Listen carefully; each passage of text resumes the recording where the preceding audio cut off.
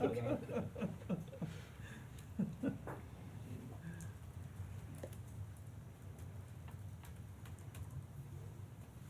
Diet Coke today, Gretchen? I'm way past that. Oh, yeah. That time like inches up. I see. Earlier and earlier in the day, I'm like, I need it. Got it, okay.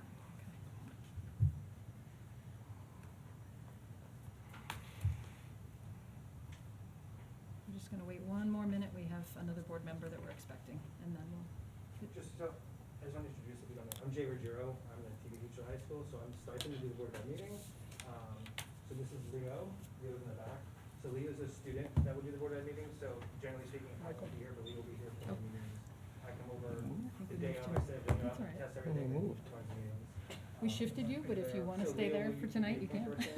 No, I just have to move Okay. to like another location for a reason, I'll obviously be there for those, that's if it's needed. Just the thing, the mics are pretty much where they need to be, I wouldn't move the mics, if you move them too far, it's not gonna kind of pick them up. That's pretty much it. Just get we're all in person for a minute. Yeah. Leo's very good, by the way. I say this, Leo, he's a senior right now this year. So Leo's been in our program the whole time. Mm-hmm. We know how important this is, so we wouldn't put someone in a place that's not, very mature and responsible. Good news. Glad to have you, Leo. Thanks. Thank you. Thank you.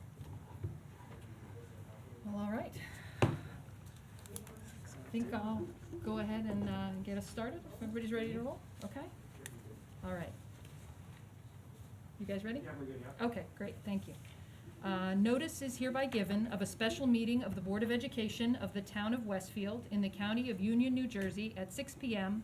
on the evening of Tuesday, August 24th, 2021, in the boardroom of the Administration Building at 302 Elm Street, Westfield, New Jersey.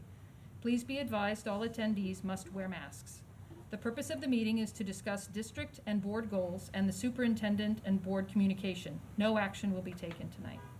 This is to advise the general public and to instruct that it be recorded in the minutes that in compliance with Chapter 231 of the Public Laws of 1975, entitled the Open Public Meetings Act, the Westfield School Board on Thursday, August 19th, 2021, caused to be posted at the office of the Board of Education located at 302 Elm Street, Westfield, New Jersey, and delivered to the Westfield Leader, the Star Ledger, the Westfield Library, Town Clerk of Westfield, Tap into Westfield, and Patch.com, a meeting notice setting forth the time, date, and location of this meeting.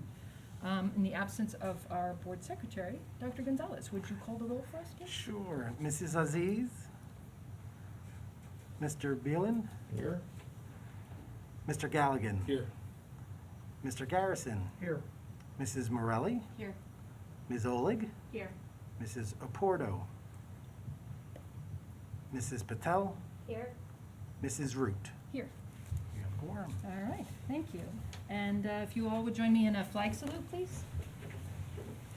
I pledge allegiance to the flag of the United States of America and to the republic for which it stands, one nation, under God, indivisible, with liberty and justice for all. It's nice to be back in the room with the big flag instead of the little one on the Zoom screen. All right. Okay, it's a bit of an unusual meeting, in part because we're back in person for the first time, but also because we have a pretty limited agenda tonight. We're going to be talking about district and board goals and superintendent and board communication. Typically, at our normal Board of Ed meetings, we would have any number of different sections talking about different items that we would be taking votes on and approving. But tonight is really more of a working session, which is a little unusual for us. But that being said, we do have on our agenda that we would like to recognize the public. If you would like to comment on either of those items, about district and board goals for the upcoming year, or thoughts about superintendent and board communication.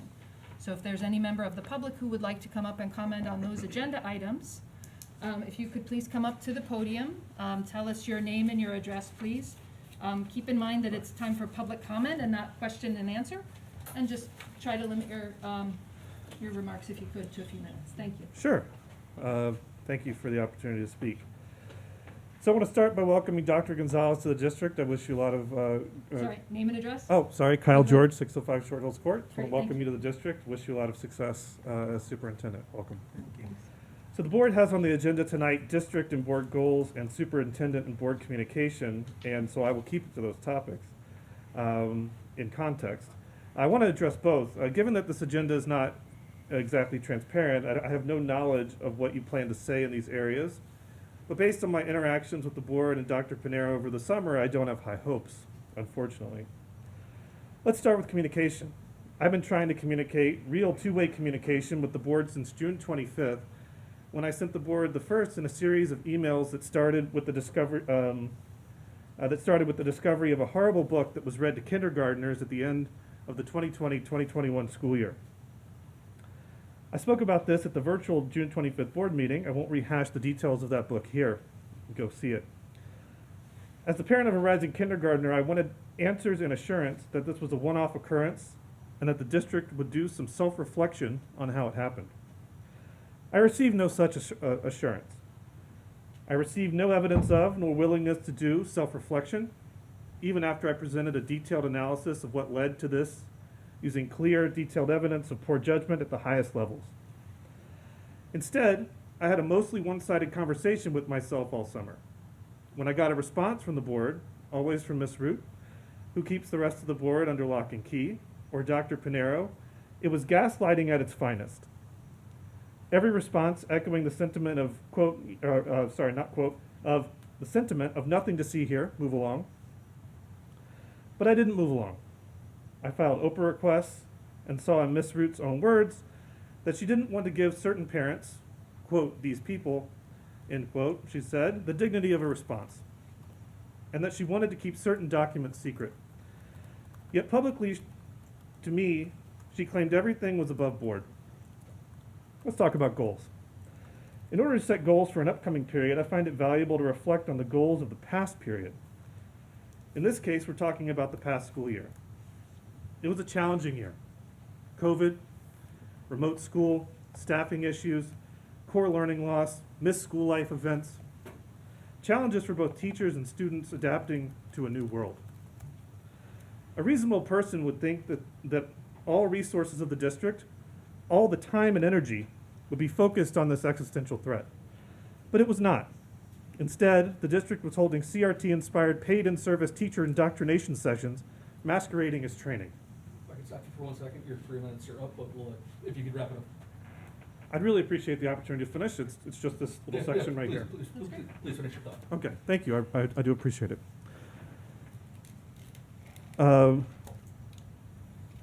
Indoctrination session masquerading as training and orchestrated by senior administrators at the highest level. These sessions and meetings were indoctrinating them with the required reading of books like Waking Up White and forced discussion groups at monthly staff meetings where this was the main item on the agenda. Our students and teachers were struggling to acquire and transmit basic scholastic skills, and you were holding social justice cult sessions. Were these staff meetings used to address the challenges of the 2020-2021 year? Brainstorming perhaps, problem solving? No, not according to the agenda. Dr. Pinero and the board did not want any of this to come out. Through OPA requests, I saw that Ms. Root did not want the details of the training proposal to come out. She understood why it shouldn't be a public document. Yet the district has no problem publishing a suggested reading list for parents. Why is the training their teachers are receiving a secret? I'm not even sure the rest of the board had seen it before I sent it to them. This lack of transparency is deeply disturbing and shows a hidden agenda. So now I'm here, and I'll continue to have this one-sided conversation for as long as it takes. The board will respond saying it's been misinterpreted, or that I'm wrong, or that there was no learning loss, or whatever. Watch. They will dismiss it, they will downplay it, they won't acknowledge their mistakes, yet they seek to indoctrinate teachers and students to see every interaction through the mistakes of the past. In closing, as I watch people literally falling from airplanes trying to get to this great country, I ask that we pause for a moment and recognize just how lucky we all are to be here, and that this district should make sure it's teaching the next generation to value how exceptional America is. Thank you.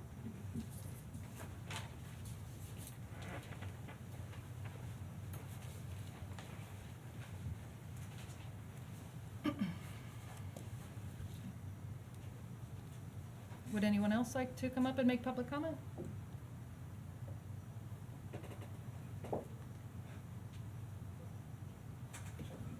Okay. Sure. Hello, everyone. Good afternoon. Good evening. My name is Ilya Kolchinsky. I'm a candidate, so this is my first meeting. I wasn't planning on making any comments, but I will try, I guess briefly to take 3 minutes. If you've seen my agenda, it's fairly simple, no masks. I understand that there's an executive order. I don't know it's been challenged in a court or not, but let's say that is. But as soon as practicable after that, I think the masks for kids are unhealthy for them, for their development of their lungs, and serve very little purpose. So overall, I think it's a very bad idea to have kids masked in school. That is what my goal. I do share some concerns about waking up white as well. I don't know if anyone's checked. I know diversity. I'm a non-practicing attorney. So when I went through con law in law school at NYU, I don't know. This just seems, a lot of these books seem to be blatantly illegal to me. Whatever you think about some of this stuff, these are blatantly illegal. So I don't know if we've checked our liability. Do we have opinion of counsel? Some of these books, I know they could get sent from some organizations, but I don't know if we've measured our liability in that terms, in terms of providing education that's biased against one race or another. So that's it. Dr. G, I am sorry I'm bad with names, so I apologize. Welcome aboard. Hopefully we'll be working together at some point, and thank you all. Appreciate it. Thanks. Mr. Kolchinsky, if you could just give us your address for the record before you go? 94 Barchester Way, Westfield, New Jersey. Thank Okay, you. thank you. Okay.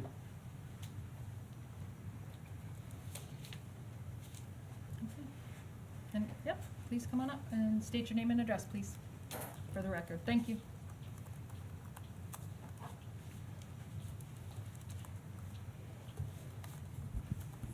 My name is Emily Barker, 434 Longfellow Avenue. Dr. Jeek, welcome, as we've met. I am too also running for the board.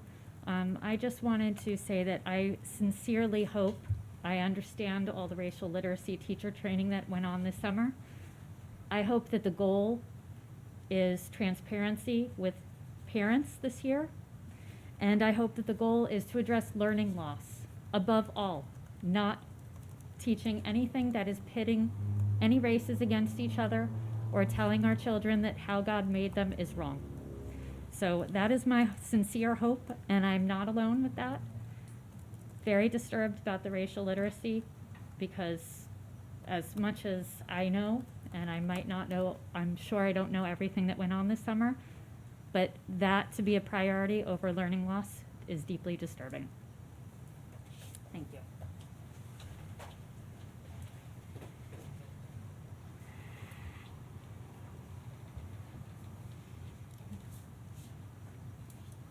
Anyone else would like to come speak?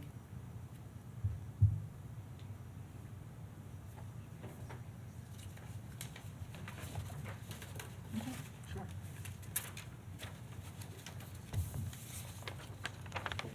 Okay, before we move on, just in the spirit of the subject of the evening, which is better communication between the board and the community, and our new superintendent as well. Just to make a comment about the racial literacy initiative that the board, that the district has had underway since the beginning of last year. There was professional development provided to our teachers during this past school year, is my understanding.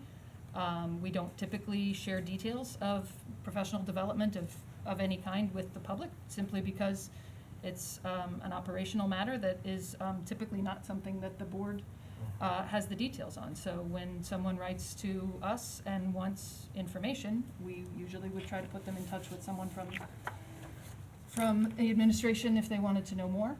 So it's not a matter of hiding things or keeping things secret. It's a matter of trying to keep the district focused on the business of educating our students as best we can, and as our administrators and teachers are trained to do.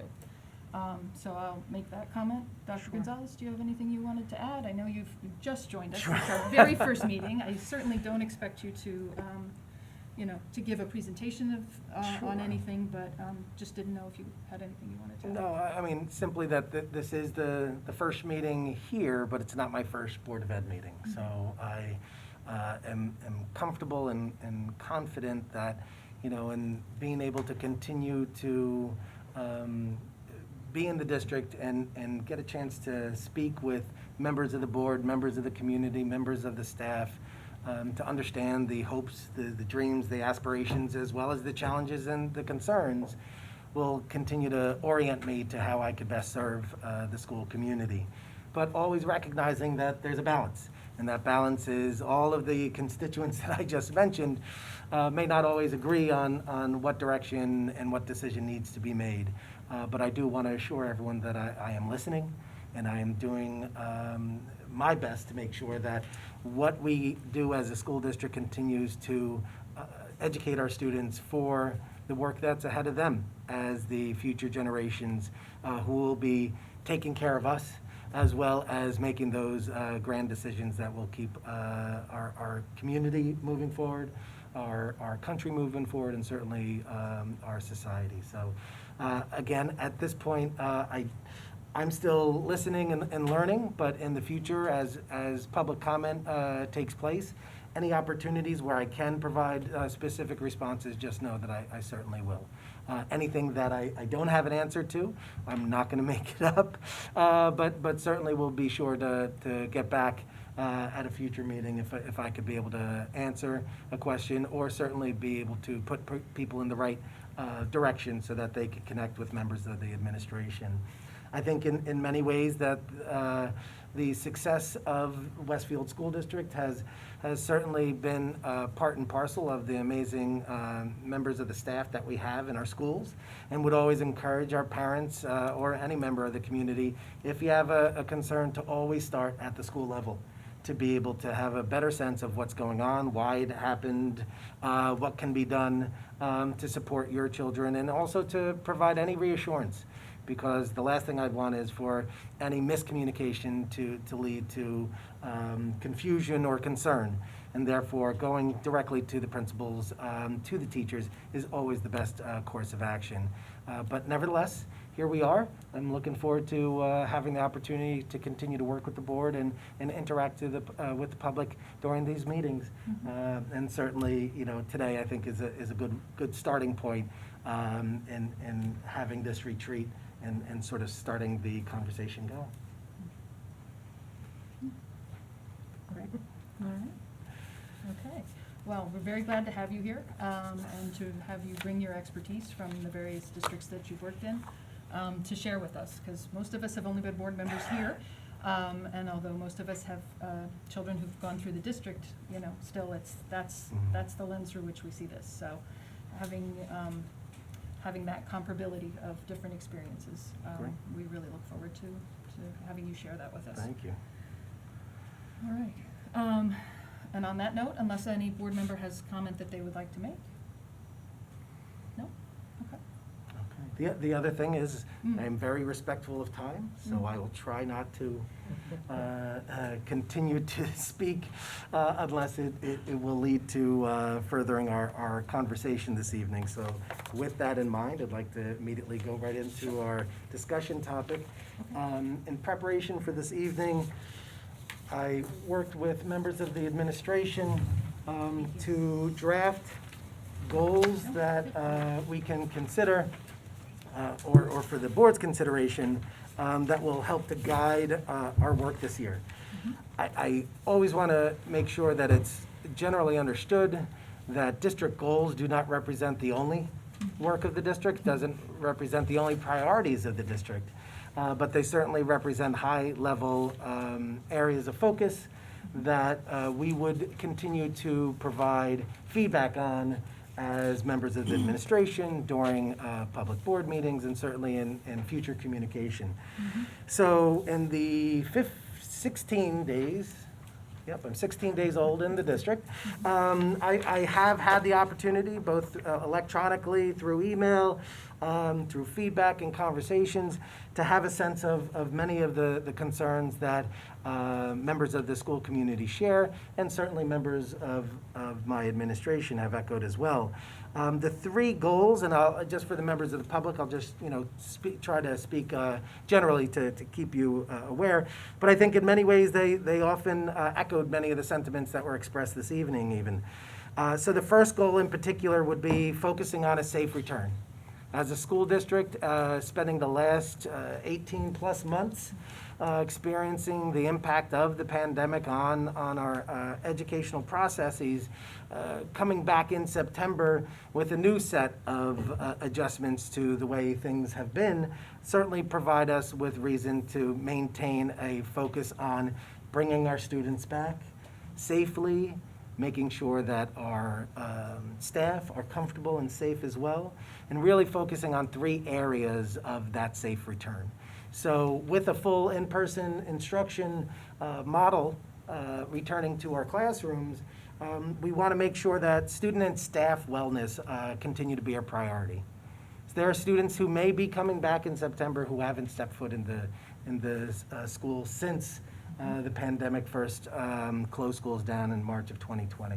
So we want to make sure that we have the opportunity to pay particular focus on any students who may be transitioning into the school district and may have levels of angst or anxiety or concern. And it may be about anything from socializing with their friends to whether or not they're prepared academically or just concerns about their own health and safety. So we certainly want to make sure that health and wellness maintains a focus in our minds. And likewise with our staff. Our staff are absolutely going to be considered our frontline workers, as they have been. Being placed in our classrooms with our students, they will continue to have direct contact with multiple individuals throughout the course of the day, and we want to make sure that they're supported, they're protected, and we want to make sure that they're comfortable. And making sure that our staff are comfortable will certainly pay dividends when their support of our students comes into question. So staff wellness, student wellness will be one area of focus that we will pay attention to. Health and safety. Health and safety goes without saying as another area of focus that we want to make sure all those mitigation measures, all those things that were able to keep us in schools last year, and all those things that are now being introduced as viable options for us continue to help us keep our students in school, in person, for as long as possible.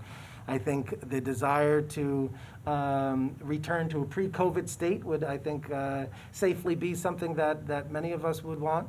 But to get there, it means that we all have to do our part.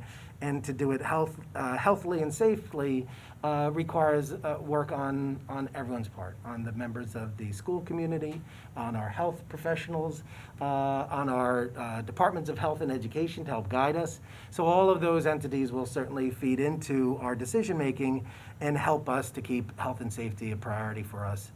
And last but not least, certainly, is educational continuity.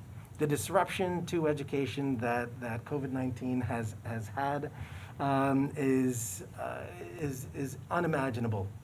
And we want to make sure that our ability to maintain students' experiences, both across classrooms as well as across learning environments.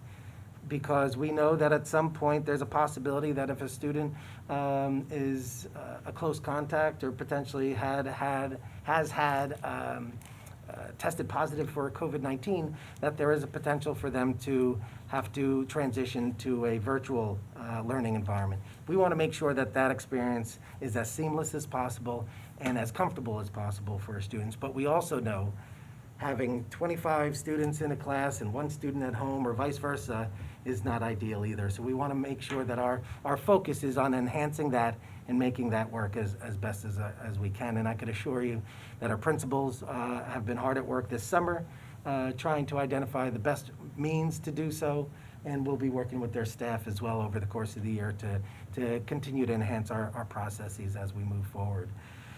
But knock on wood, we're going to have as much in-person learning to reduce that need, but when that need is there, we're going to be prepared for it. So in general, the safe return goal is just to reiterate our commitment to making sure that does become a priority for us, or maintain our eye on that goal as a school community and district. If you'd like, I could move on to. If I may, just Yeah, want to make please. a comment. Sonal and I participate in the Restart Committee, and we did so last week, and I appreciate your thoughtfulness during that meeting. It's clear in a short period of time that you've been in the district, you've done your homework, and you've really taken the time to get to know the staff and talk to the administrators, and the work that's been done and has been ongoing for the past 18 months is definitely to be commended, but I did appreciate the way you ran the meeting last week and the interaction with the staff, with the teachers, and Dr. Kay's involvement. It really it made me feel very comfortable with where we're headed and the thoughtfulness that's been put into and the care being put into the plans as we look to reopen, restart, and deal with whatever happens during the course of the year, but I have a lot of confidence in your ability, so thank you for that. Thank you. And certainly during the meeting and what we hope to continue is we kept as many opportunities available for people to ask questions, express concerns, or just ask for clarification. So following that same model is the reason why in the coming week, principals will be, continuing their communication campaign, both through an update to their school-specific plans, as well as offering an online webinar for parents to be able to participate, where principals will be able to provide even further information based upon questions that are either pre-submitted or questions that arise during the course of the meeting.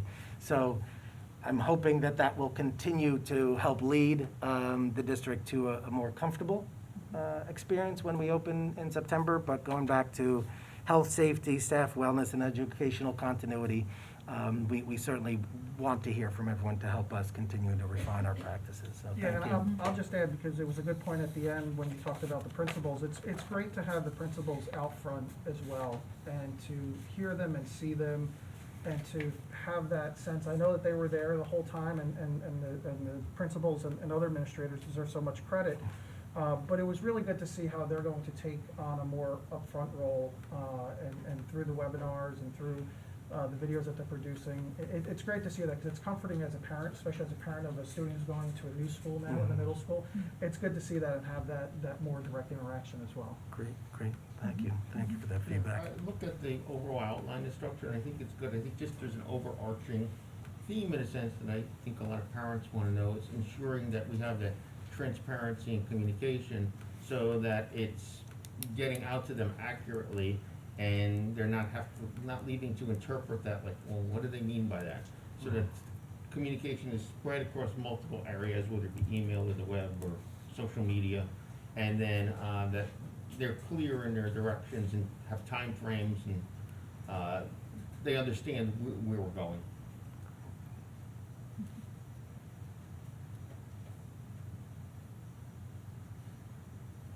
Yeah, I would think that the messages that the principals will be sending out this week will probably go a long way towards answering a lot of those questions. I know we've fielded a number of emails over the summer of, specifically what will the fall look like, because obviously everyone wants to know. So knowing that might look a little different from school to school, that's why the message really seemed to be best to be coming from the principals Great. to the community. Well, it's not just in the schools, like we're covering, we're covering board assessment, safe return, but we like the diversity, equity, and inclusion. There seems to be a lot of miscommunication and a lot of misinterpretation. And even like when I was at the last meeting, with the book, I don't want to go into the book directly, but just as an example, when the book came up, I had asked the question, was there a permission slip? Because I didn't see the permission slip at the time. And when the permission slip, when it was told, yes, there's a permission slip, I was like, okay, I understand. But then when I went and later read about the permission slip, it was about eating a piece of fruit and not for the book. So I think if we're giving an answer, we have to say what the permission slip was for, be more clear in what we're communicating. Just to piggyback on what Mike's saying, I don't agree with his interpretation of the permission slip, but I agree with what he's saying about the clarity of the message. Mm-hmm. And I think that is the overarching, like Mike said, the overarching theme. Like when we are communicating something, I think it's important, and that's, you know, for everyone, just that it is clear what we are saying. It is easy to follow. We are outlining things, and that's. I just wanted to ask about the student and staff wellness.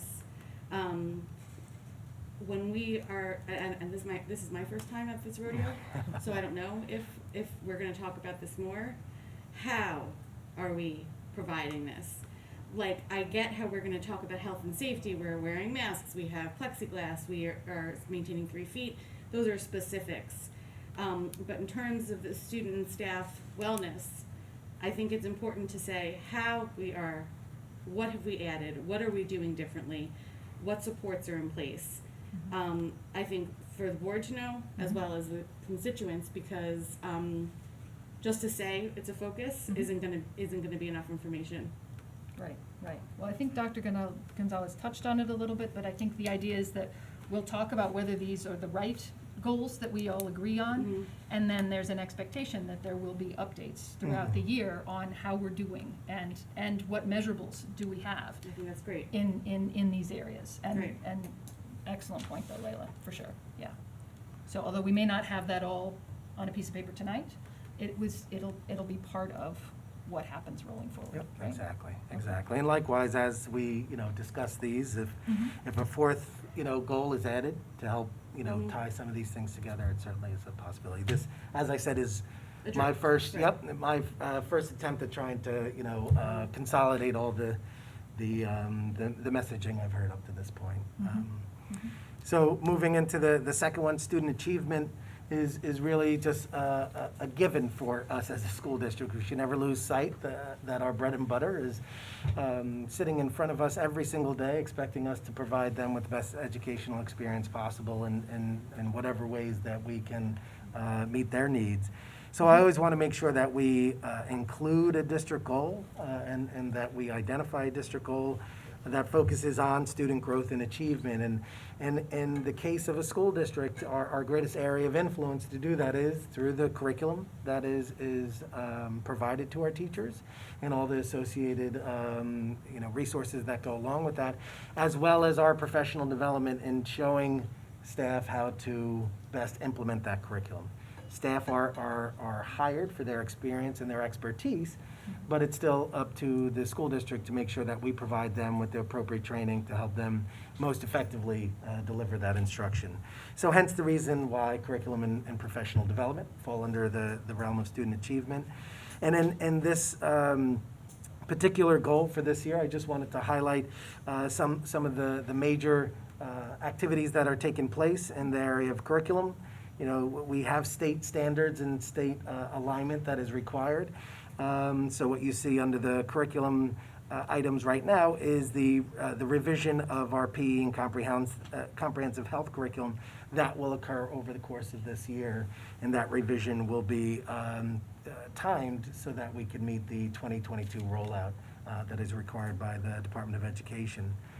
Likewise, again, and for the members of the public, given all the concerns and questions that have been asked regarding racial literacy and any of the work that we're doing in that area, I wanted to make sure that we had the opportunity to do a conduct a curriculum audit in order to assess the opportunities that we have to incorporate diversity, equity, inclusion, state standards and regulations. So in other words, we do have a responsibility to provide lessons in diversity, equity, and inclusion.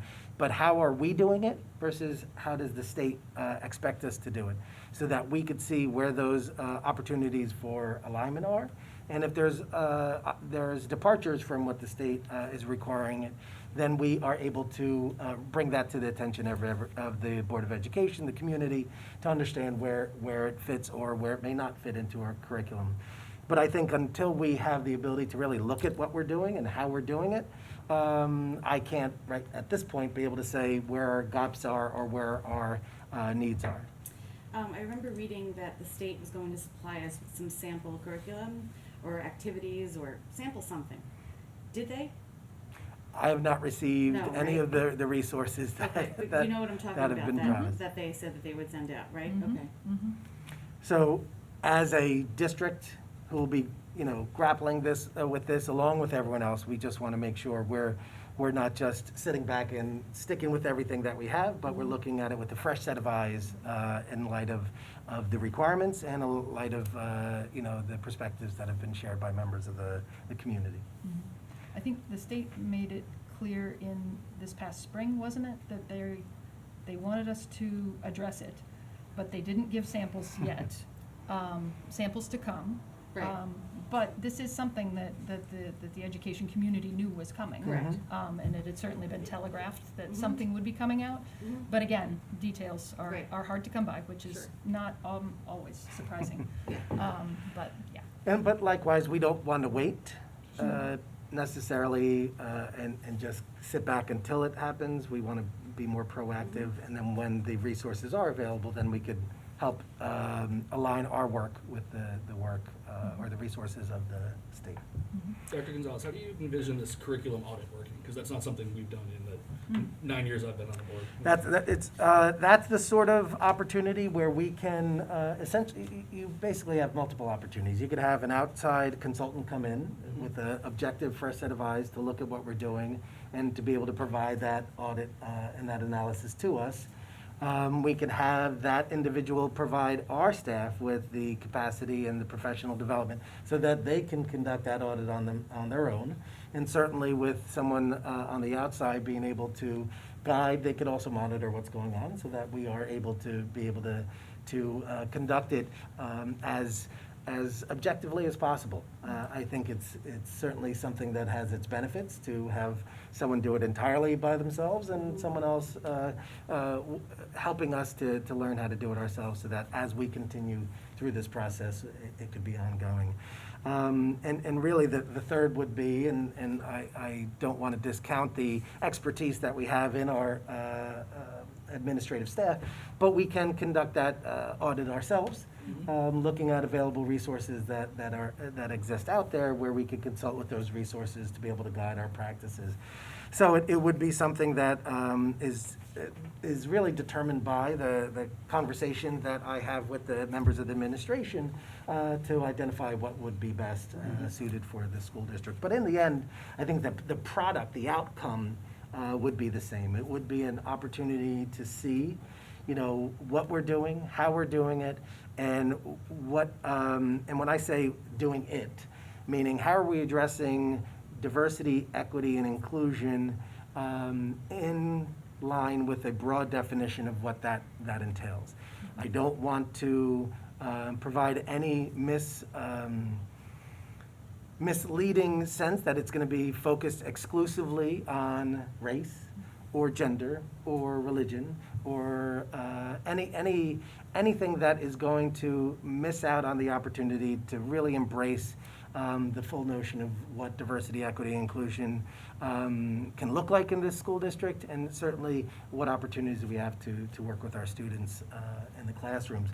So the idea is that when we're looking at our audit, we're looking at how all of those topics are addressed, what resources, what grades, when they're addressed, how they're addressed, and what the ultimate outcomes are. And I think in identifying goals like this, it allows us to then, quite honestly, be put on the hook to be able to report back out at public meetings to ensure that people in the public and people on the board and people in the community have the opportunity to ask questions before we put any of this in place.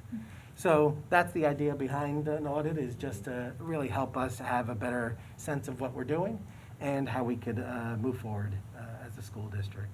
And certainly as a goal, put that on display for everyone. Yeah, and Dr. Gonzalez, I mean, I'm very, very appreciative of this because, as you know, during the interview process, that was actually one of the questions that I put forward to the potential candidates, is to look at something similar to this. Obviously, you worded it much better than I could have. But I find it hugely important to be able to do that because we are going from a system that the idea of diversity, equity, and inclusion has been very important, and we've worked with partners like the Westfield Education Fund, and they've done a tremendous job with us. But as the state shifts and has more requirements through the legislation that's been passed and signed into law recently, I do think it's a good practice for us to go through this, because we'll then be able to figure out, as Amy was talking about before, how to incorporate what we've been doing, look at that in terms of what the state is requiring us to do, and then what we as a district want to do, which can be more than what the state wants, not less than what the state requires. And I think this is a great process to go through, and I think it'll really help this district move forward in ways that I think would be helpful as you look at, the census information just came out recently, and when you look at the numbers and you look at the changing demographics of not only Westfield and the county, but also the state, I think it's great timing to be able to do something like this. Do you envision a curriculum audit of other areas following this one? Say STEM curriculum or English curriculum or any of those areas, or? I would certainly say it's premature for me to say yes without knowing if that's already happening. I think what happens is every time the New Jersey Department of Education releases their new state standards, we pretty much end up doing an audit of sorts informally, because they often provide more specific criteria, their revised standards, for us to then base any curricular revisions off of. So hence the reason why I think having resources from the Department of Education would certainly help us to be able to continue following a similar model. But to answer your question again, without knowing what the process is in detail, I certainly would not be opposed to bringing in additional resources and working with Dr. Pinero and the supervisors, subject supervisors, to see if there's additional resources that we could bring into the process. Yeah, I was gonna say that I think, when I was thinking about your question, Brendan, about, this feels like something new, I think we've actually been doing something like this whenever there are new state standards that are incorporated, sitting at the curriculum table for a long time. I know we certainly have done what, we probably didn't call it an audit, but was in effect an audit of what we were doing, what the new state standards are. I mean, if you think about the changes in the science standards that came down, if you think about when we had a shift in the K through 12, ELA standards, that it's been some time, but I think effectively we were doing an audit, maybe we just weren't calling it an audit. Yeah.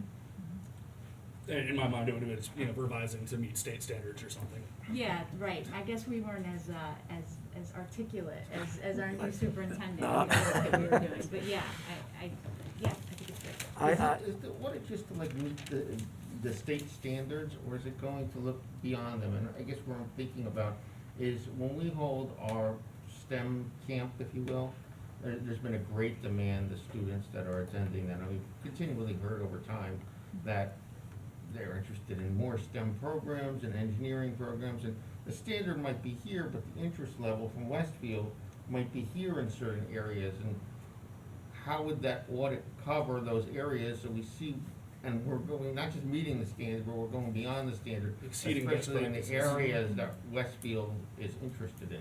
Which is exactly what Rob said, right? And to answer the question, that's what I would hope that an audit would reveal, or again, an audit, a self-assessment, a realignment of standards. The names may vary, but I think the goal is the same, to identify at a minimum, are we meeting the expectations? And also from that point, as our jumping off point, how can we exceed those expectations would certainly come into play. A lot of the answers may depend on anything from, resources, both fiscal resources, human resources, and the capacity to put these things into place. And certainly, our decisions that we would have to make as a board and as an administration with feedback from, parents, staff, and students. We want to make sure that in a review such as that, I would not be opposed. And certainly we see the value of getting feedback as part of the curricular review process. Once again, without knowing the details of how we've done it, I'm not suggesting that it's not being done. I'm just suggesting those are elements that I could certainly see being included in such a review of our curriculum. And it may also be something that we get to, not to steal some thunder, but when we next talk about our 5-year strategic plan, it's a great time to talk about what do we as a community value? What do we wish we could do more of? And what's the commitment on the part of the community to do that?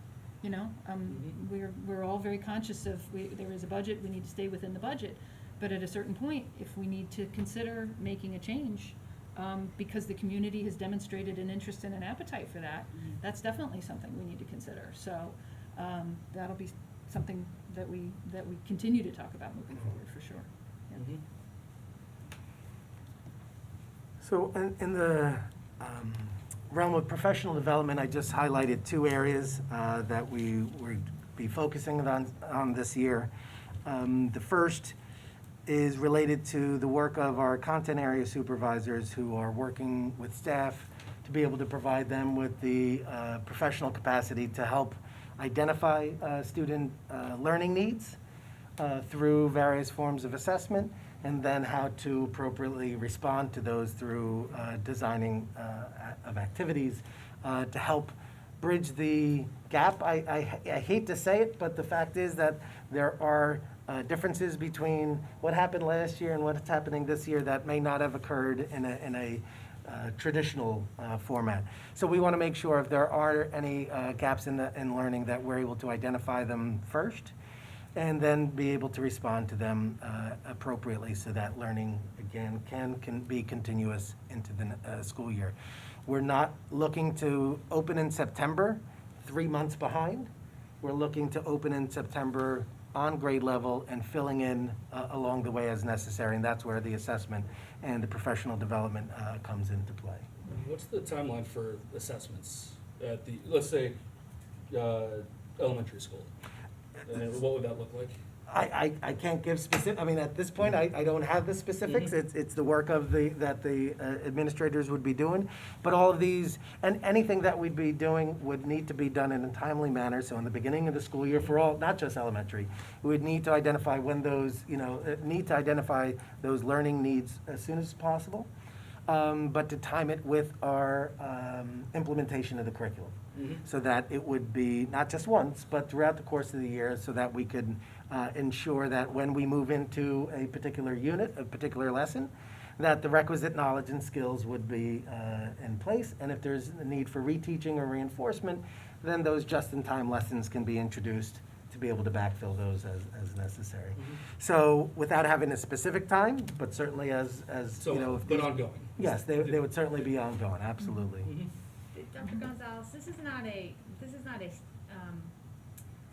staffing, we're not talking about hiring individuals. No. I just didn't understand the wording. So we're talking about providing guidance to content area supervisors to pre-assess learning gaps, right? So, I'm sorry, so the actual phrasing, again, for members of the public, implement content area supervisors' guidance, meaning the guidance that is being provided by the content area supervisors. So we could certainly clean that language up.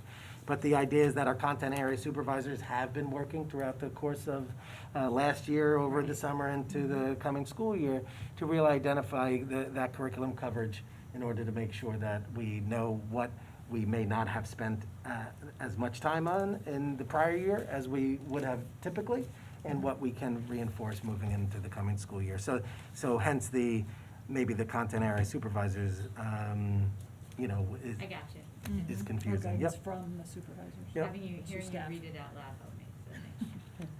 Yeah. And I think a lot of that data collection was happening last spring. We were hearing, we heard about it from Dr. Pinero in the spring in terms of the assessment work that was being done as part of permission being granted not to schedule state standardized testing last spring, but then additional work was being done at the end of the year Right. to gather data from individual students. So certainly our administrators have access to that kind of information to see where students ended up at the end of the year, to help inform the teachers who will interact with those students this year. They'll have access to that kind of information to help guide them as well. And that's certainly an important point, is that the data that our teachers are going to be using is not isolated to just data that is gathered this year. The valuable data from last year will certainly be able to be used to help continue to inform, the adjustments or needs as we move forward. The other professional development that I wanted to highlight And I was pleased to hear when I came into the district that the district is working to implement responsive classroom into our K-5 schools. And for those who aren't familiar, responsive classroom is an approach that provides support for connecting academic learning with social emotional learning, and really trying to make sure that our focus on student wellness, our focus on social emotional learning doesn't happen separate or in a vacuum, but really happens in an effort to help support student learning in the classrooms. So the work of the district up to this point has sort of started planting the seeds, and how we're able to expand throughout the course of the year would be an area of focus for us, whether it be using continuing to work with our consultant, or be able to use turnkey trainers to assist in building the capacity. But once again, as a priority, it's something that we started that we'd like to continue, and I was thrilled to hear that. I think it's great that we're taking these initiatives and infusing them into the curriculum instead of making them modules that were added on, which is how all initiatives start out. Right. Infusing it in and making it a part of everyday instruction, whether it's social emotional learning, racial literacy, everything gets infused in, and it's not a standalone.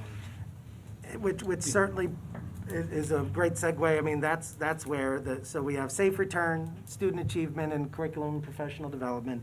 And then the third, the topic that has received probably equal amount of attention since I've been here, has been questions and concerns about racial literacy, or work that we're doing in our schools, in our classrooms, that have caused concern. And I think to the point of how we communicate the work we're doing is the reason why I think having a diversity, equity, and inclusion initiative would be valuable, because it would allow us to have a very clear opportunity to provide more detailed responses about how we as a school district are embracing this, what it is, what it isn't, and certainly in doing so, try to be driven by our framework, or how Westfield Public Schools embraces diversity, equity, and inclusion across the board.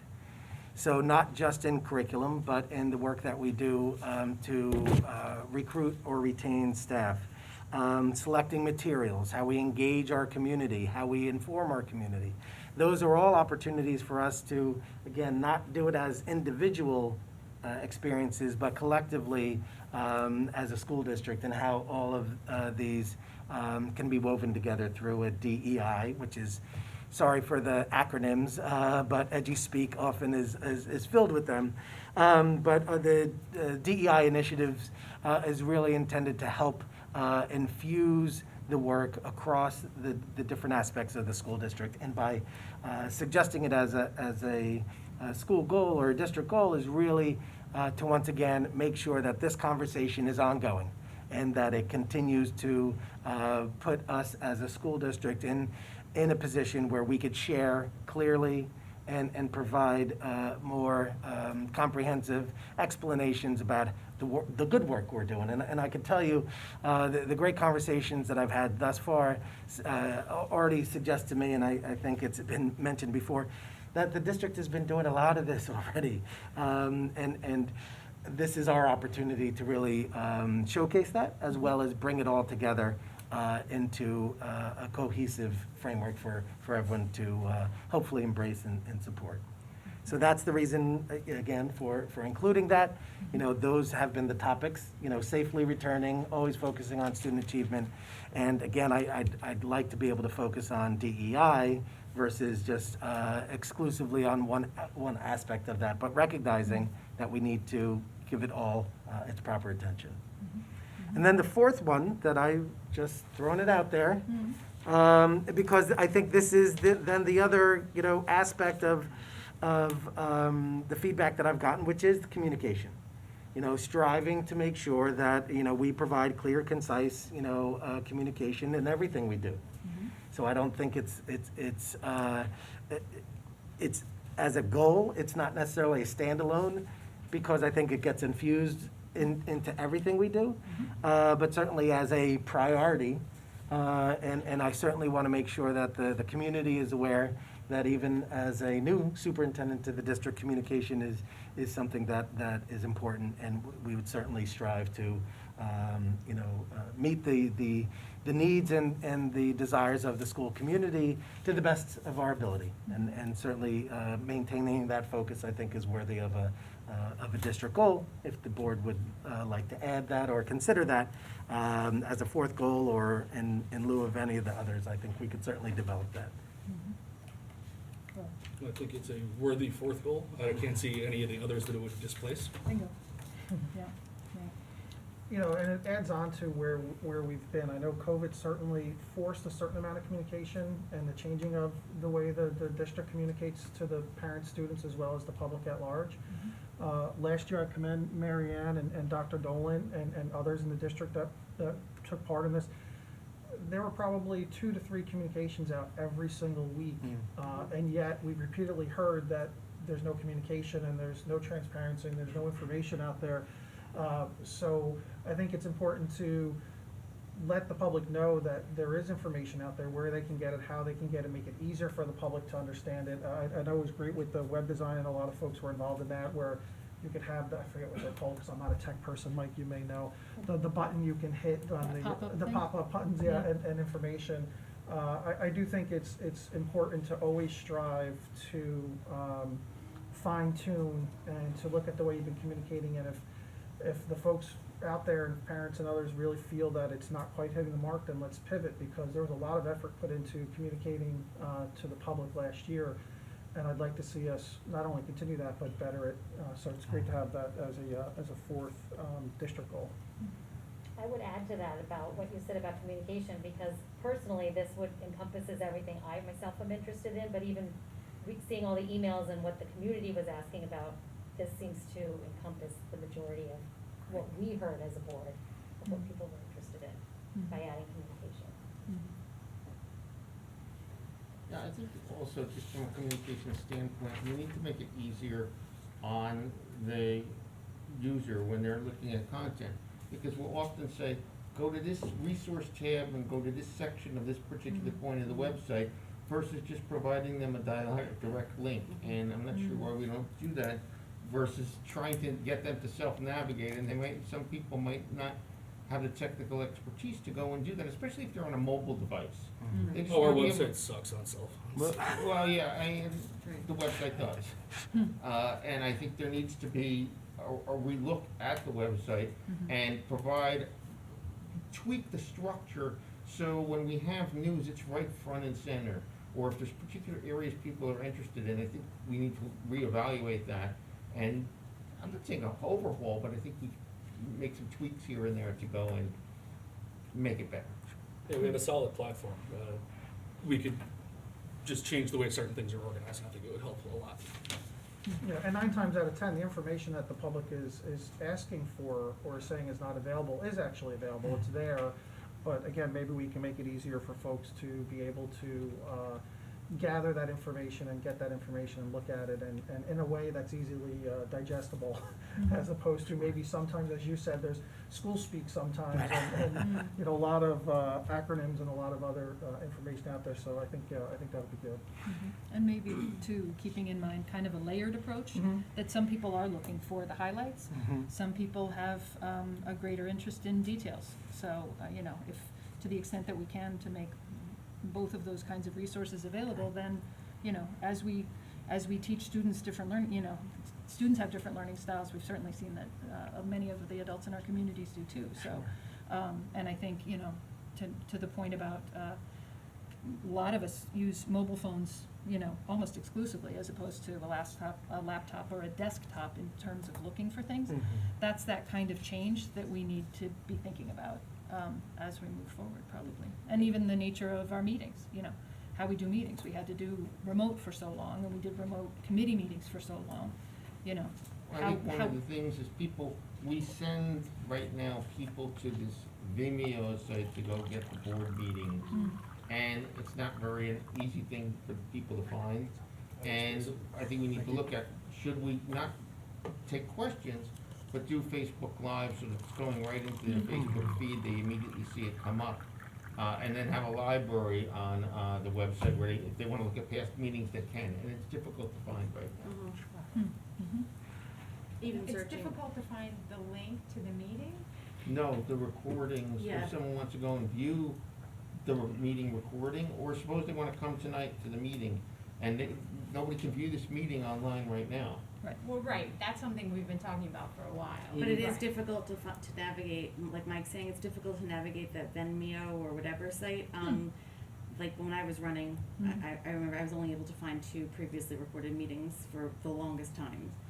I'm not tech savvy, but. And I'm not pushing the Town of Westfield website, but I'll talk about it for a second. You can look, Near and dear to your in one heart. page, you see the agenda, Mm. you see the minutes, and then you see the meeting recording, and there's an icon for each one, so you know you wanna look at August 23rd.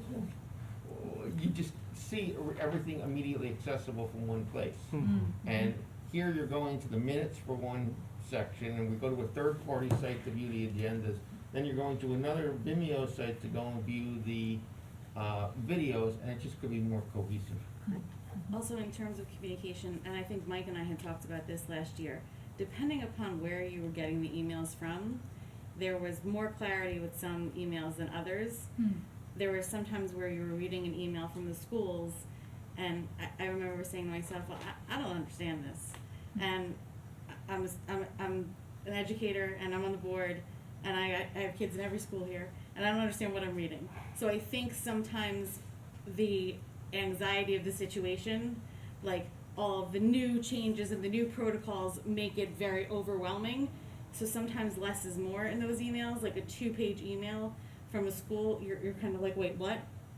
And you know, you're texting, well, what are they saying, and what cohort are we in? You know, so I think I think it needs to be concise and clear.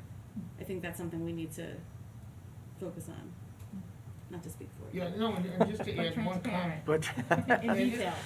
just to add one comment to what was just said, is, you know, Mary Ann's done an excellent job with the videos, Yeah. and even the graphic that's in the background, I look at it and I see it's much more modern than just that static blue screen we had with our mission statement. On our torch. And I think there's certain things that we can do, like for example, let's say it's a check-in process for COVID, where sometimes it necessarily might be better to have a diagram to go and visually represent something versus trying to explain it in words. Maybe you have the accompanying words, but sometimes a visual could help, and I know Mary Ann has done a good job with things like that. and I do want to echo, you know, the efforts that have been done up to this point. I you know, certainly commend all members of the board who have helped usher the district through the, you know, the pandemic over the last several months, and as well as the administration who has worked tirelessly. Though I have been immensely impressed, and I had a meeting today with the principals and supervisors,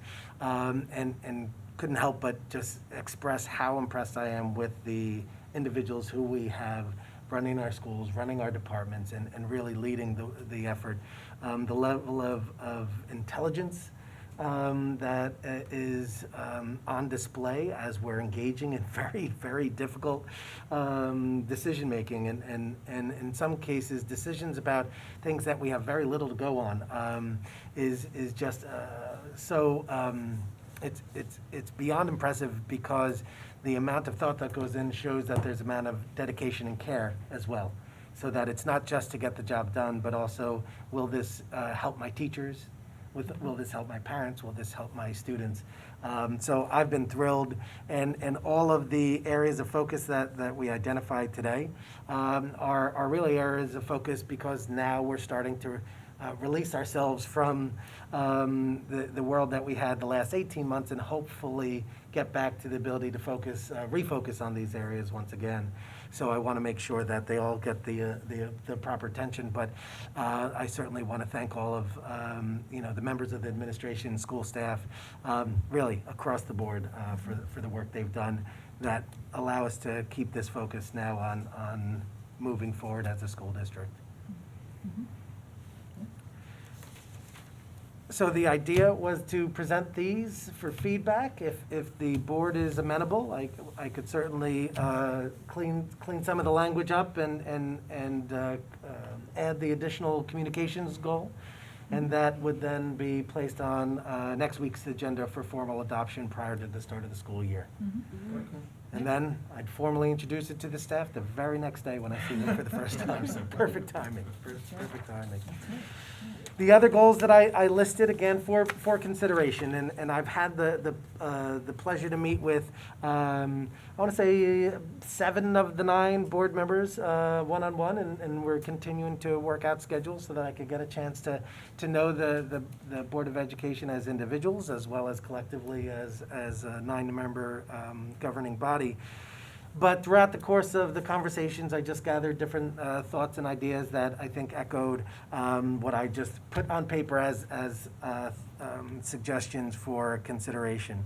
One is the fact that boards of education are really the only governing bodies that have the continuing education requirement, I think affords us the opportunity to really formalize our work as individual board members to now come together as a collective body and work towards board certification.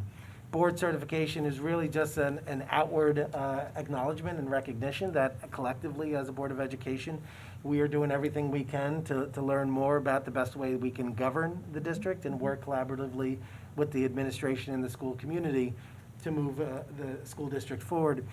So seeing that as a potential area of interest is really just to say, as we continue to develop our capacity as a board, this would be a way that we could get credit for it, align it to the best practices of the New Jersey School Boards Association and get recognized for those efforts. Board certification is it's a process that could take as long or as short as you'd like, but it requires time that we commit to having New Jersey School Boards Association or other individuals present to the Board of Education to help raise their awareness of different aspects of governance, which can be tailored to the Board of Education itself. It's not a prescribed syllabus or curriculum, but it could be driven by the needs of the board, whether it be through a self-assessment or just what is presently in front of the board at the time. Yeah, I actually have the list of requirements that it would take for us to get that certification. Great. We'd have to do 16 credits of group training within a 4-year period.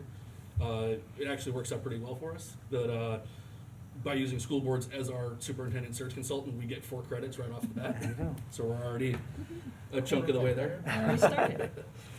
And we have Gwen come in once or twice a year already and do trainings for us, and each one of those would count for a credit or 2, depending on the complexity of the training.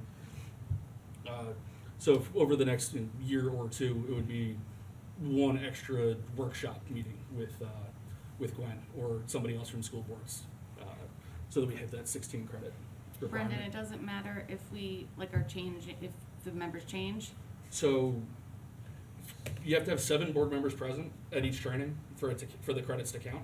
Doesn't matter which It doesn't 7 matter which over the 7. course of the 4 years. But- You're Yes. certifying the board, you're not certifying the individual. Right. Right. Once the board is certified, the credits or the status maintains as long as a third of the board doesn't change over. Okay. If a third of the board changes over, then credits will have dropped off just through attrition, and they'll have to get additional credits will have to be earned to retain or to regain the status. Yeah, just to go on something that Dr. Gonzalez said, so as for the public, board members over the course of their 3-year term are required to sit through either in person or now virtual certain education courses. So they teach you what it is to be a school board member, because a lot of folks have no idea what it actually, they think they know what it is to be a school board member, but they have no idea what it is to be a school board member, because it's so different and typically takes a year or so just to sort of catch up on what that truly means. Budget process, because a school budget is much different than even a town budget than it is with a corporate budget, and what that entails. So I think there's 4, right? There's 4 in There's 3 years? 1 during each year of your first term, and Right. then 1 during the first year of every subsequent term, which is just a legal update. Right. And through the School Boards Association, as well as some other entities, there's a whole host of opportunities to participate in-person or virtual trainings. Like I'm personally certified, board certified, because I do attend a boatload of programs, Yep. probably 5 or 6 a year, Rob's a maybe certified more. board member, I'm a master board member. Yeah. So And it's a important fair to number of do board that. members probably have enough credits, they just haven't completed one little requirement. Right, Because we do all do a lot of professional development. yeah.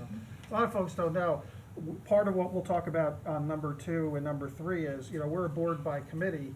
So a lot of what we do is based on the committees that we serve on. And so there are a whole host of opportunities to go in and take class. I'm on curriculum, so I've gone to, and been to part of a number of CIP.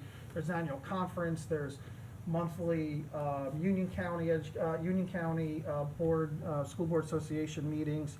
And so each time you attend those events, you get a credit to 2 credit to 3 credits, depending upon what you're doing. And sometimes those programs are an hour, up to, I've participated in 7-hour programs in the past.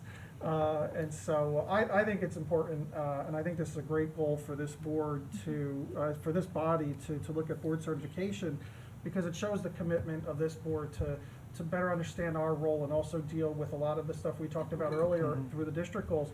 There's so many things coming around and so many changes that are happening all the time. It's good to be able to not only do that as an individual board member, but to do that as a body, as a whole.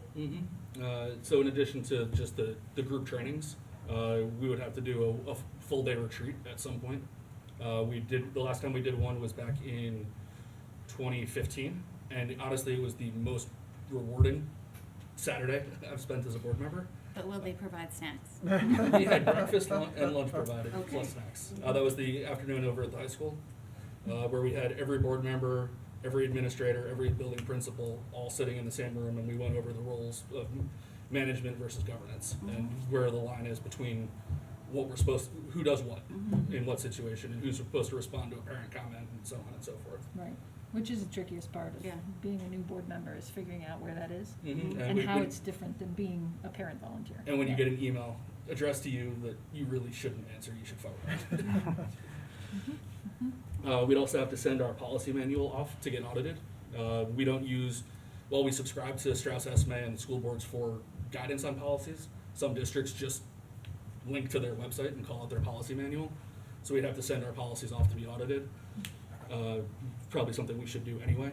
There are 2,000 pages of various compliance rules. We'd have to have our contracts evaluated by their legal division. We have to complete a self-evaluation, which we've done in past years. We didn't do it last year because of COVID.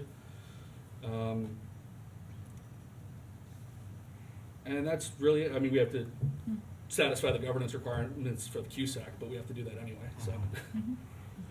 So all things that we either are doing or should do are part of the certification requirements, and I think it's worth doing and worth doing right. I agree, Yeah. yeah. The other board goals, I listed board communication. That was something that certainly came up multiple times, is really how we communicate as a board, and certainly between the administration and the board. But when you are on different committees, how we can most effectively communicate the work that's taking place in the committees, the conversations that are taking place in the committees, outside of the committee structure, whether it be at board meetings or through another means. Really looking to see how we are currently doing it and see if there's an interest or an opportunity to refine practices. Again, that's where even board training, having New Jersey school boards come in and offer, here's different models, here's different opportunities, and certainly, be an objective, resource for us and get credit towards certification in the process. But really, I think, communication continues to be a thread that is woven through everything, and certainly something that I've heard time and time again, to be able to make sure that everyone feels connected to what's going on in the district and certainly at the board level. Yeah, again, I'll just add on that, and for the public, is that you may have heard this a couple times, and we talk about this being a board by committee. When you see us in these board meetings and you see our agendas are typically the committees reporting what went on during that time. And there could be, I don't know, Gretchen, I think you're on 4 committees, right? So you have 4 meetings a month typically dealing with different board issues, but they're different than what Layla has, different than what Sonal has. And so we may, up to 4 members will be on a board committee at any time, because if you have 5, then you're over the max, and then that becomes a open public meetings issue.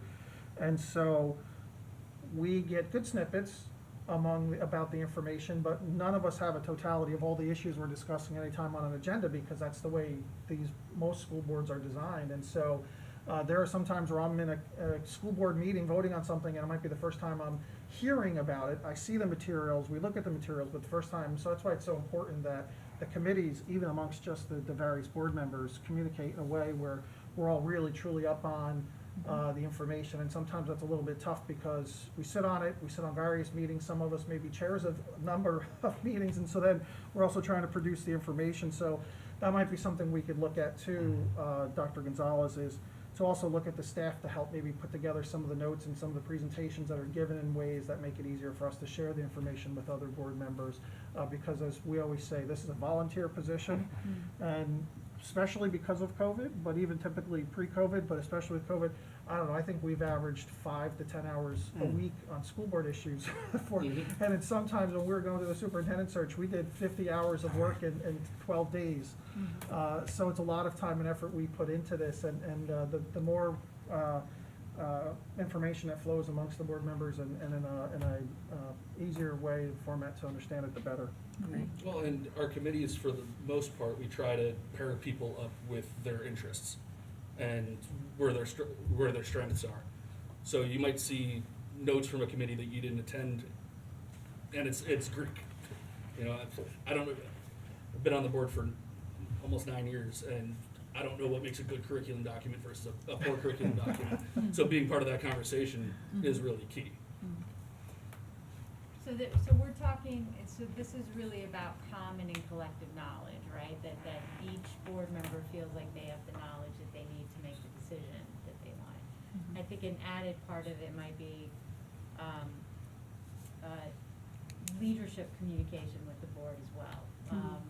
That there's, you know, that's something I think that we've talked about before. I know when I was in a leadership role,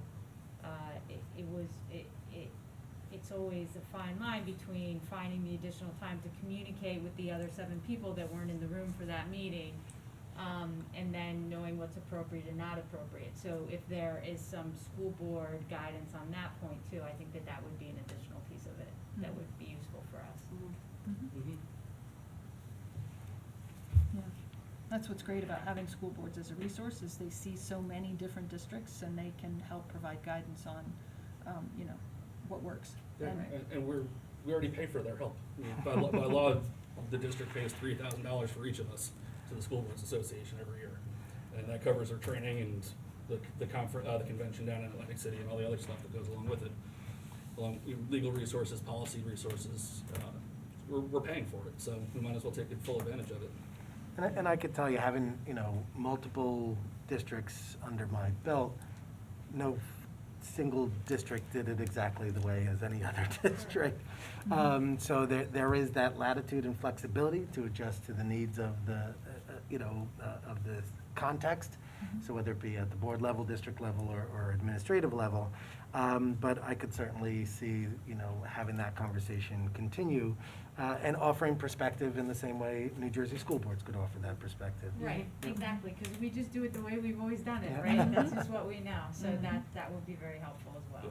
Yeah. And boards change. You know, we have 3 new board members this year. We'll have at least 2 next year, because every year you have 3 board members that are up, and so your experience on the board in your first year, I don't want to speak for you, Sonal, but is much different than my first year of being on the board. Well, I think that this was the communication piece in this year was the hardest part. So we've all spoken about it. We've talked about the leadership communication, the committee communication. It's been really hard because literally we've been together a handful of times. So that's a big part of it. So I think any guidance is helpful to make it smooth and that everyone's on the same page and everyone feels in the know and everyone can have opinions and decisions that are educated. Well, y'all get the worst of it, to be honest, because as Rob said, it's that first year of really understanding what governance means versus, what is my role in the district and what am I here to do?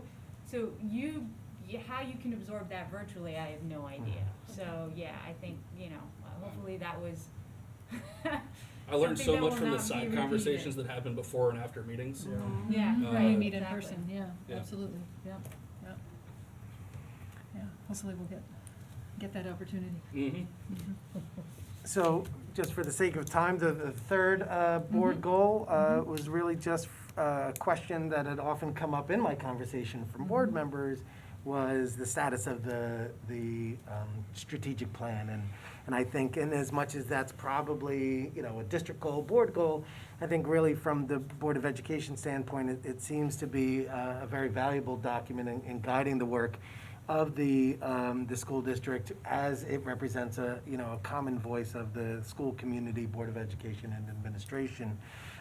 So that with the end of the strategic plan really coinciding with probably the end of this past school year, I'm pretty confident that we're probably at a good point to look at what's left to be able to determine what we need to do moving forward. So I think just engaging in a board, not just it wouldn't be an administrative,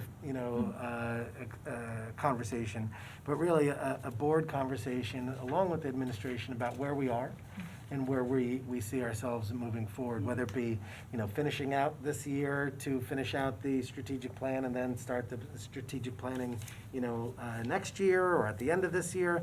But I think there seems to be a lot of unfinished business as it relates to initiatives such as the, full-day kindergarten conversation that seemed to have been catching momentum, and then COVID hit and unfortunately, took a place on the back burner. So we want to make sure that we have the opportunity to really take inventory of where we are in order to start planning where we're going.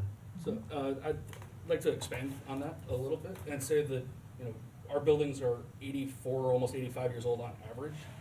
We should take a 10 or 15 year long range plan for our facilities.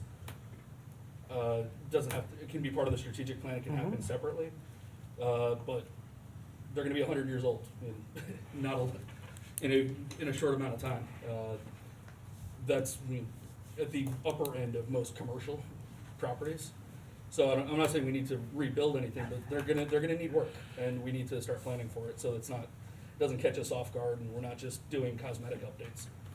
Sure, absolutely.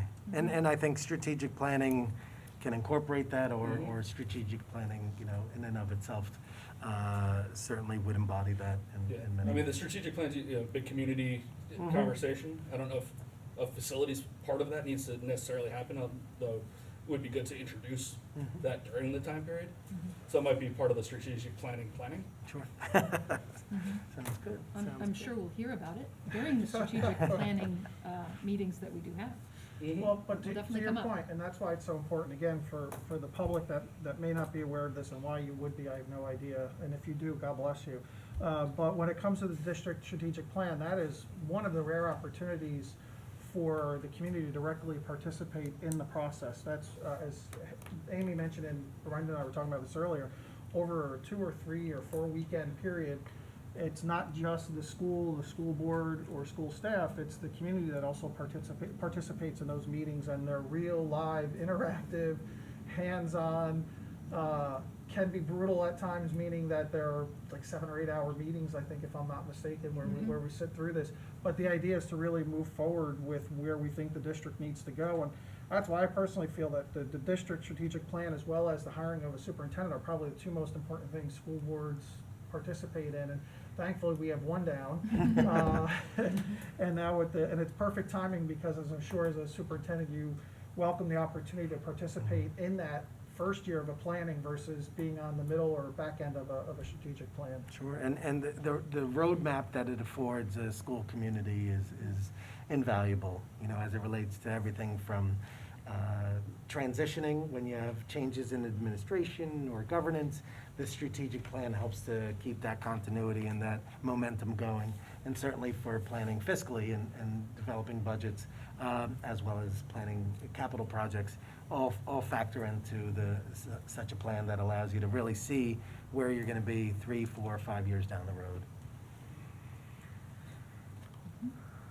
Okay, so for district goals, 3 board goals, everyone comfortable with what they're seeing? And certainly, if you have any feedback, I'd be more than happy to, factor that in as I finalize the wording of these. But it seems that we have consensus among the board of these, the goals that I've shared today. What does everybody think about committees setting goals for the year?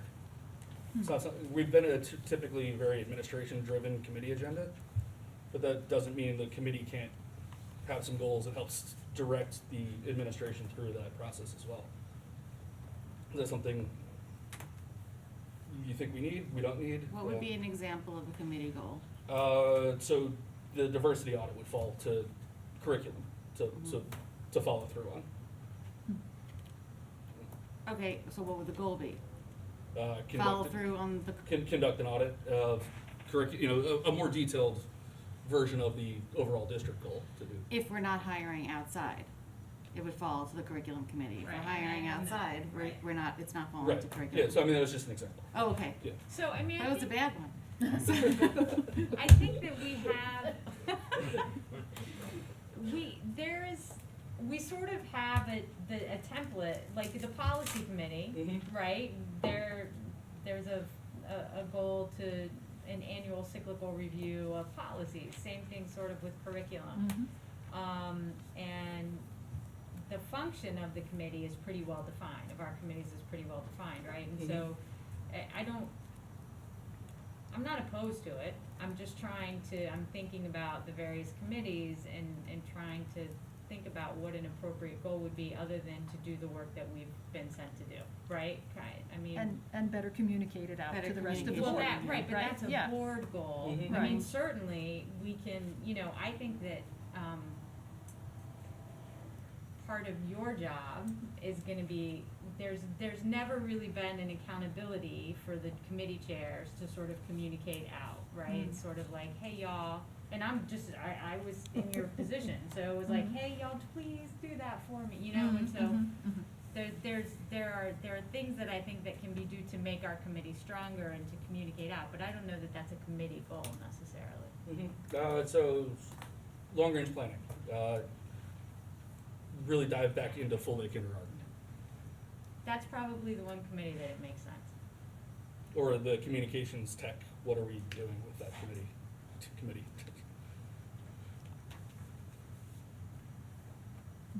I think it's a good conversation for us to set, for the new committee meetings at the beginning, the chairs can certainly introduce that topic as something to talk about at the first meeting in the fall.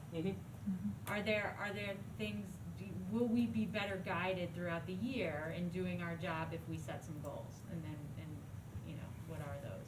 And I'm sure the administration has some ideas about what they might be. Yeah.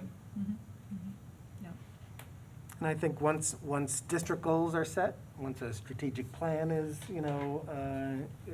updated or revised, I think those then help to serve as goals that could help guide the conversation in each of the board committees as well as the board as a whole.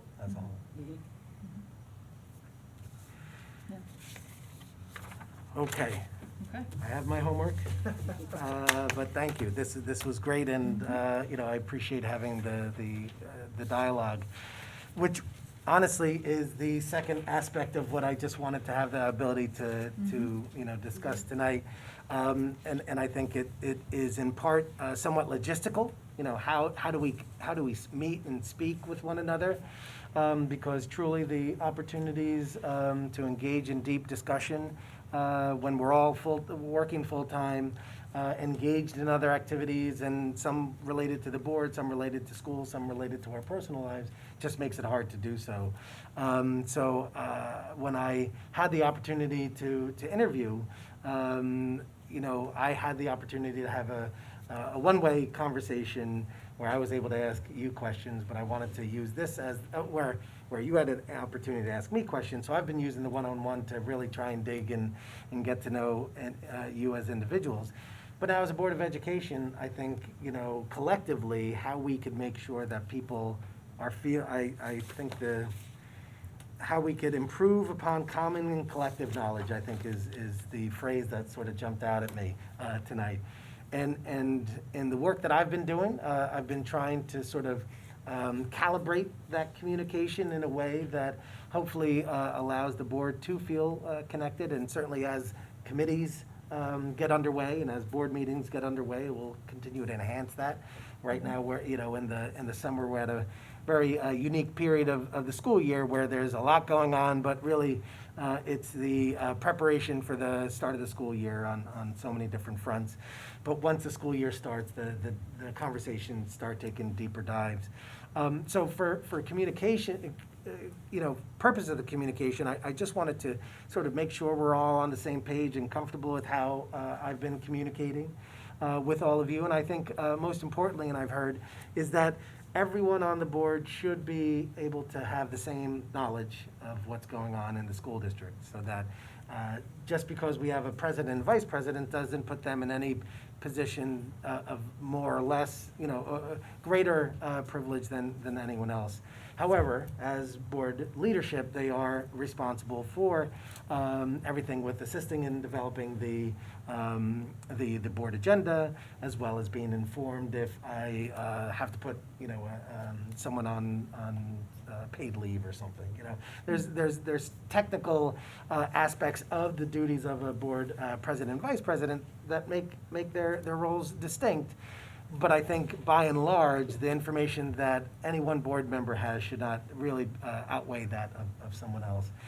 So to that end, my communication up to this point has really engaged the board leadership in communication with members of the public. When a board email comes to the full board, I've shared with the Board of Education that I'll reply, when I reply as superintendent, I'll copy the board leadership. And the reason I do that is twofold. One is because as spokesperson for the Board of Education, it's important for the board president to be able to be aware that communication is taking place. And if there's anything from a governance standpoint that could be shared, certainly, I defer. And I don't mean to depersonalize it by referring to board leadership, but it doesn't matter who's sitting, in the board president and vice president spot. It's really the role of the board president and vice president to serve in that capacity. So by copying the board president and vice president, just keeping them, making them aware of what I said, so that in the event that there's anything that needs to come from the board, it could take that into account. But as a result, then it allows me to make sure that if there's anything noteworthy to share with the Board of Education, that's when I would use my weekly, check-in with the board to say, we've gotten emails about concerns regarding masks, concerns regarding, reopening, concerns regarding, anything that I've been able to, identify as a common experience. I would still be able to share the administrative response accordingly. But that's the reason why, in part, moving from hitting reply all to now, changing the format sort of has ensued. And the other reason I think I spoke about and shared with the board president and vice president was from a Open Public Meetings Act perspective. It's not 100%, black and white, but if there is a dialogue between board members, more than 5, then that constitutes a quorum, and therefore would be subject to the Open Public Meetings Act requirements and have public comment and notice and so on and so forth. So if there's a reply all that takes place, to an email that is sent to the board, then it in essence is potentially, broaching that line where you're witnessing a discussion or deliberation in the absence of that happening in public. And I think, to be fair for members of the public, that's the reason why we have the public comment that allows those comments to be made, for the full board to hear, and for the responses to take place as well. So that's the reason for it. I'm certainly trying to balance making sure that the board members are informed, but also not overwhelming, all of you with the emails that you'll get. It was my 3rd day here. I had 120 emails.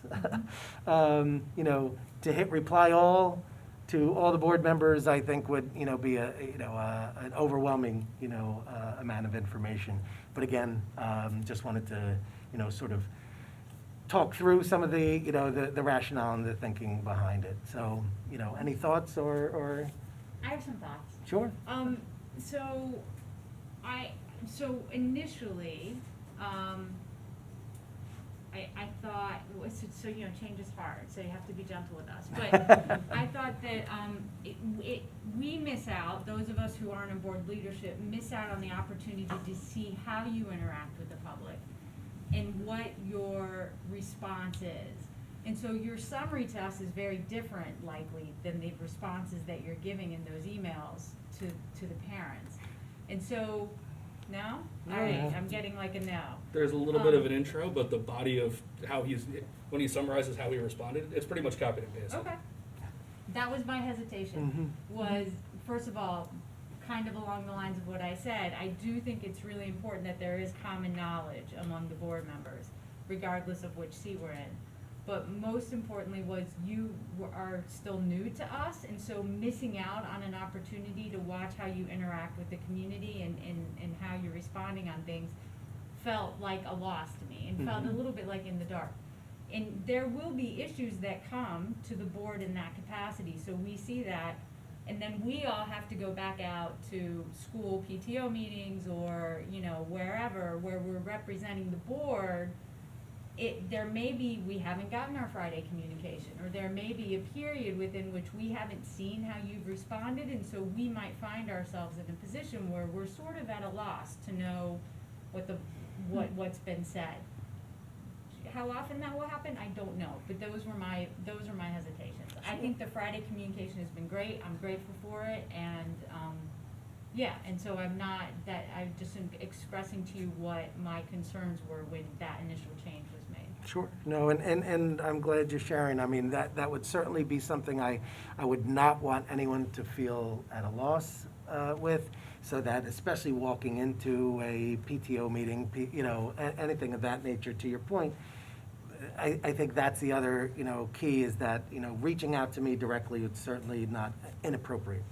I would certainly encourage you, if you have questions or concerns, to have conversations. And I think the one-on-ones was hopefully the first of many, but it's really, it goes back to a balancing act. If I have 9 one-on-ones, it's taken me a month to meet with all 9 board members. So imagine, doing that every day, or attempting to do that every day is certainly a challenge while trying to administer the district. So I would want to encourage as many opportunities to ask the questions, so that hopefully you could feel as connected as possible. And then it'll also help me to calibrate the information that I'm providing so that I could, continue to try and refine that and hopefully telegraph, what it is that would make most sense for you to be able to respond to. So, again, hence the reason why this part of the, agenda was all about communication, because it really is sort of balancing that out as much as possible, with the administration, with the board leadership, and with all the board members. Likewise, when I met with board leadership in the beginning of the month, it was really, a conversation that started with, we've generally met, the board leadership would generally meet with the superintendent regularly. I said, oh, that's not my experience.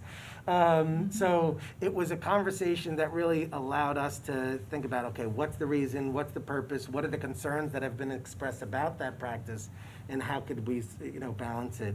So what I could tell you is really the conversation started to lean towards, well, certainly from a bylaw standpoint, the development of the agenda certainly is a requirement of the position, but also is the perfect opportunity for us to talk about the board-related matters directly in preparation for the meeting, as we have it.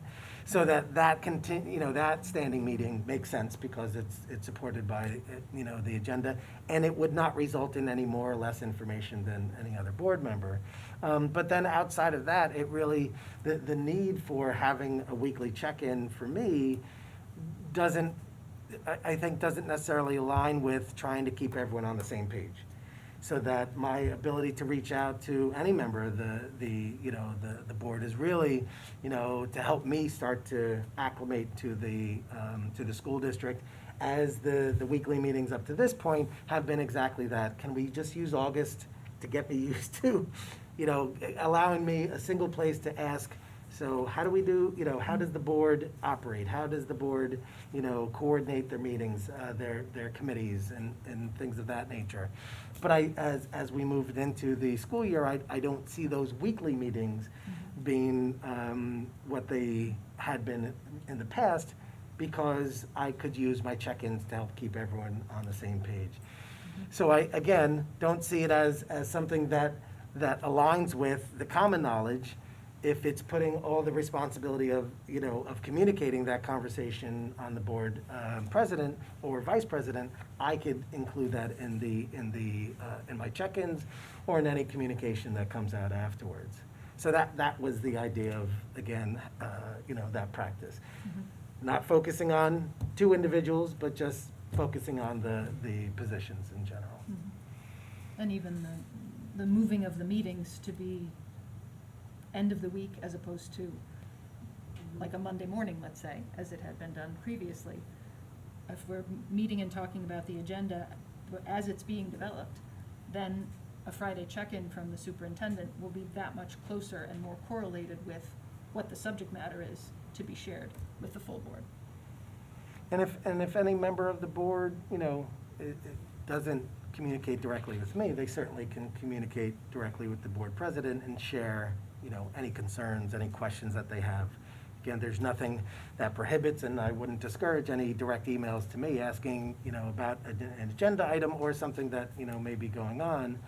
I just ask you to, as much as I am sensitive to your role as a board member and ensuring that the district is well run, I'm also trying to balance that with running the district. So that's the reason why, the feedback is really what will help me continue to align my communication as best as possible. But it's a balancing act. Over communicating with all of you, with certain, members versus others, I just want to make sure, I'm sharing it as much as I can, as equally as possible. And we covered a couple of topics, but what you're saying is the meetings now will be more operational as far as what we're going to cover on the agenda when you're meeting versus actually topical, which you'll summarize within your weekly email. Right, and again, That's mostly what the meetings were when they were Monday or Tuesday morning with Peg over the last 6 months. Not necessarily, because it was information that was discussed that the board members necessarily didn't always know. And I appreciate Dr. Gonzalez's comment that he's gonna cover that in his weekly notice, but weekly email, I should say. But I guess it's understanding, if you get an email, whether it be on diversity or the Edison Fields project or whatever, that people are gonna have different opinions, obviously, and understanding what your response is, whether they're for or against that particular area, to understand what is being replied to based on the type of grouping, if you will, of emails that come in. yeah, and even, again, I want to reiterate, it's not on a Friday, I'm going to provide you a list, these are all the emails that I responded to. No, I'm not. But if I see a theme, trend, a theme, if it comes up, certainly be able to, share that. But, like, what, I didn't think about Gretchen's perspective, initially, but now that I've heard it, do the OPMA rules apply if you BCC? So if you So, like, BCC, if you you're were- still witnessing it, you just wouldn't have the ability, it would be more difficult for you to hit to reply all for that. Right, so like if you are replying to a constituent's email and you said that your practice is that you are including Amy and Brendan in that. Only for emails that were addressed to the Board of Ed. Any emails directly addressed to the superintendent, Okay, I'm not. fine. Right, because there's a lot of Yes, private got it. information that Yep. gets shared sometimes from But parents. so you're CCing Brendan and Amy. Can you BCC the rest of the board with those emails so that Gretchen feels like she gets a sense of your rapport and response to, or is that against the rules, Rob? No, it really, it comes down to deliberation, discussion, But sharing being of. copied on an email Right. doesn't trigger that. Correct. It's only triggered if then one of us Correct. chimes in and starts a conversation, which we're fairly well trained as a board not to do. I mean, Correct. I don't know that we've ever, I mean, sure, I mean, but where we tend to get in trouble is among the 9 of us having conversations until somebody says this is not appropriate. But we don't tend to have those conversations because we've been copied on a reply to a community member. Unless a board member doesn't like the reply. No, but even still, Brendan, I don't think, I mean, when a member of the community is on the email, Mm-hmm. we don't engage in. Oh, no. It would turn into a sub-thread. Right, so that's what I'm saying, could you, instead of, I mean, it's not my decision, but a suggestion would be, instead of just CCing leadership, you CC Westfield Board of Ed. So that way you got to get a sense of You're the. saying BCC. you just Sorry, said CC. BCC. There's a lot of letters. BCC, WBOE. If you BCC, then we get a sense of, the rapport established with the community. That's, something just, because I understand what you're saying, Gretchen, is like, then you don't get to see the interaction, in the response. I just don't want there to be a practice in place that isolates board members, and from like what their role that they're elected to do is.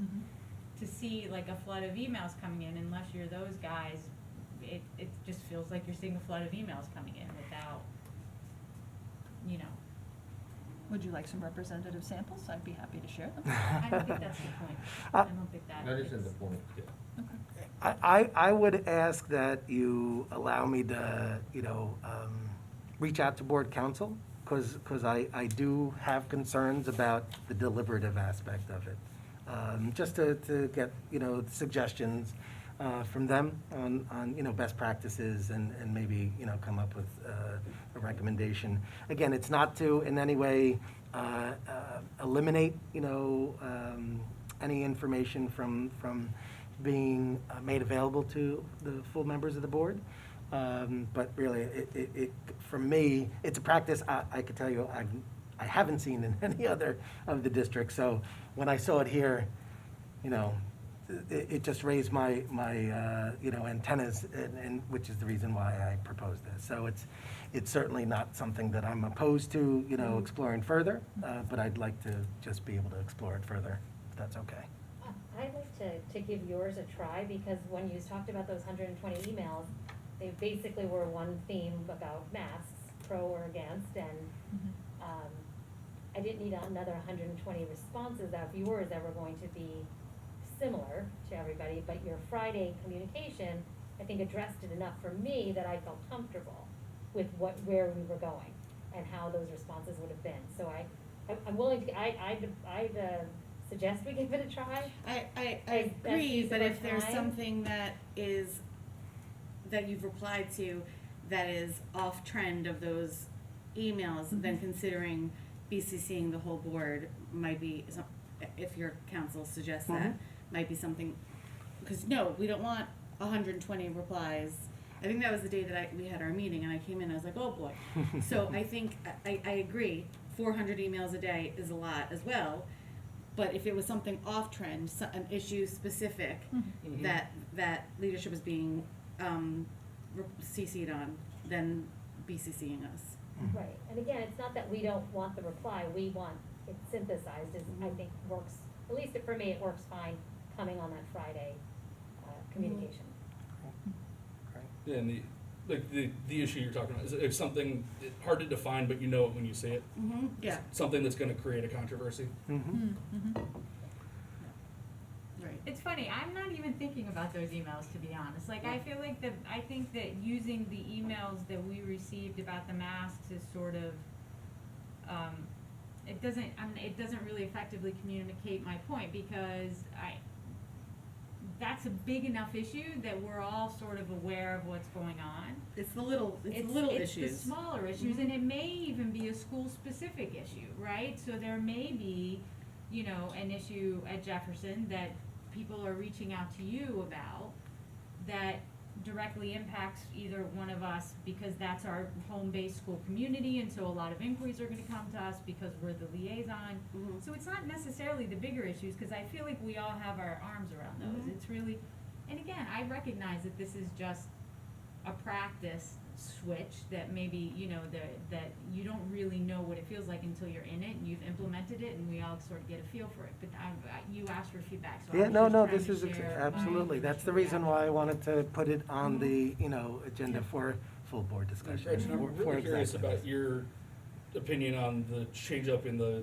weekly leadership meetings, because you're the only one of us that's been board leadership, other than Amy and I. I don't know.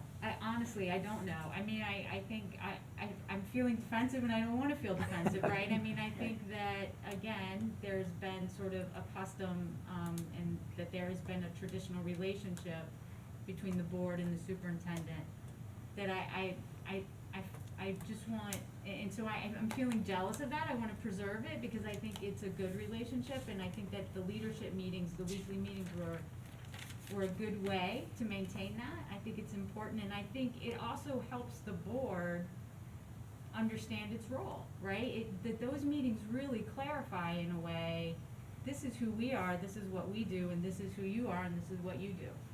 All that being said, I do think that there is an issue among leadership communication to the board. I don't know that that's your issue, honestly. I think that that's a board issue that we've probably been struggling with for many years, including when I was in that seat.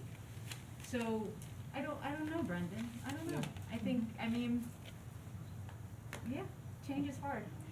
Change is hard, and I just wanted to say too, that you guys are gonna have a harder time than you may expect this fall, just because you've had kids in the schools, and now this semester, you don't have kids in the schools. And Are that you was. talking to us? I'm talking to you and Mike, Right. yeah, Well, yeah, that was- cause your that kids was part of graduated. it. I mean, a Sure. perfect example was Yeah. a year ago when graduation was canceled, Mhm. and then I only knew it was back on because I received the email from the high school, and nobody, I guess Gretchen, but wasn't available at the time, and no one else knew it. So, and then I told Becky, oh yeah, graduation's on for the next day. It is? And like, there was that lack of cohesive communication.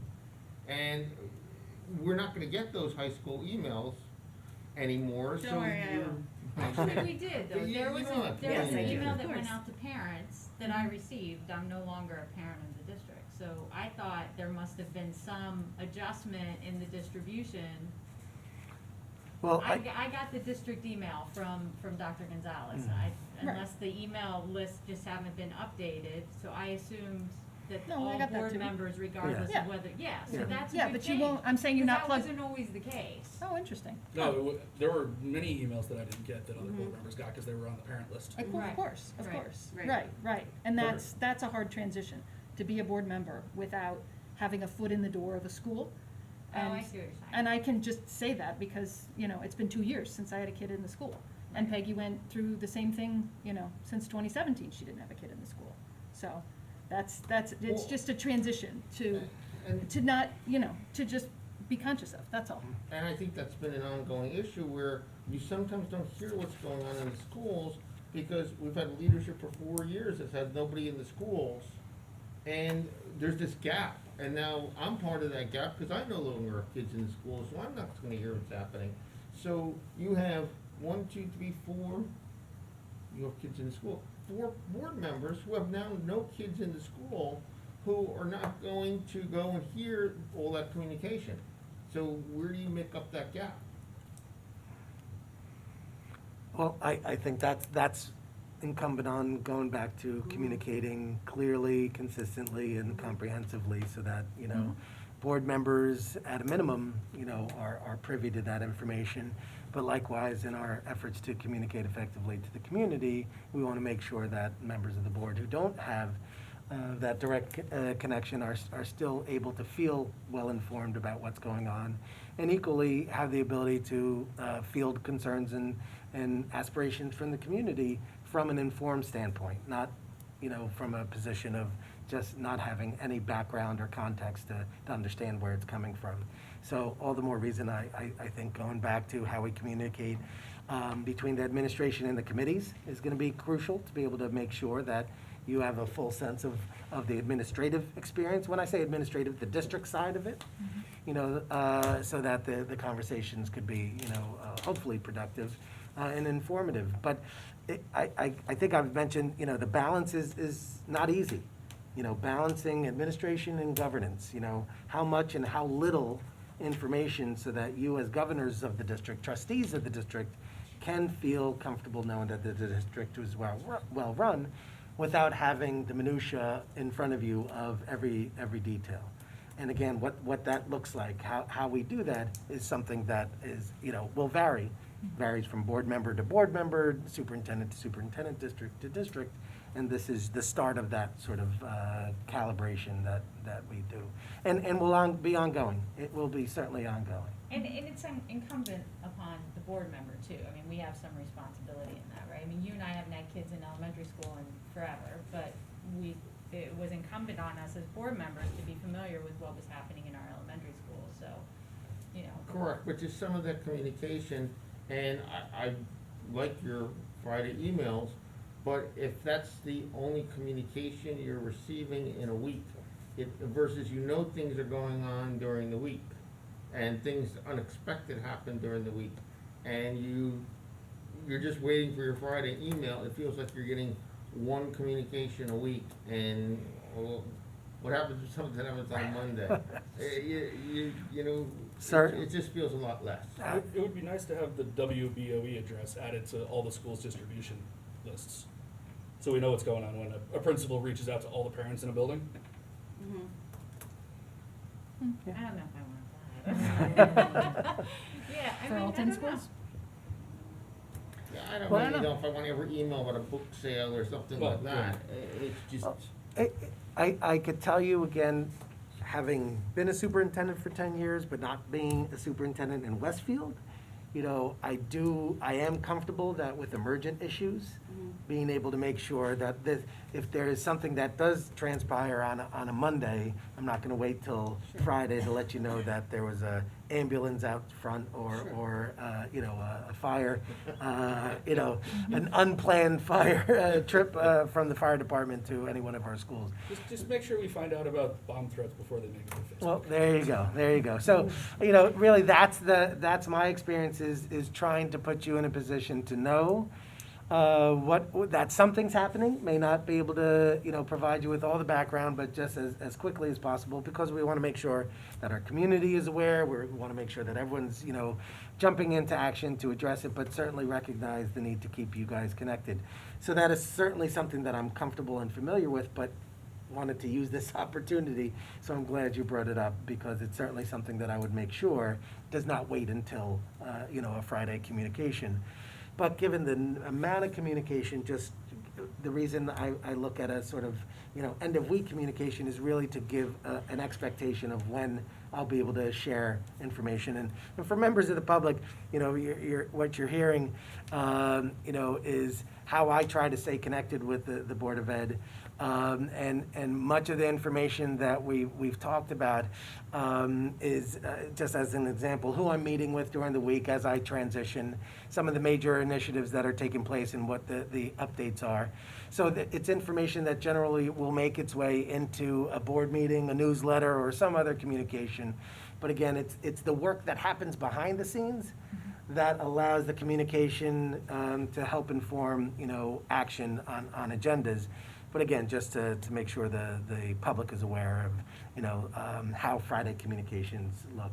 In the, upcoming communication, that I have planned for the board, I've reached out to the administration to pull together an end of summer wrap-up. What's taken place throughout the school district in each of the operational and curricular areas, so that you have a sense of all the activity that took place.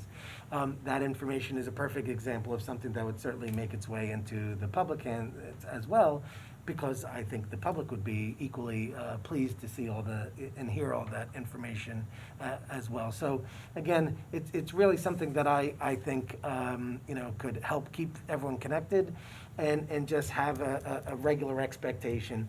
They're not always going to be, as lengthy. The good thing is once school gets moving along, we might be able to say, okay, we're moving along, and we'll have a bigger update or check-in for the next week.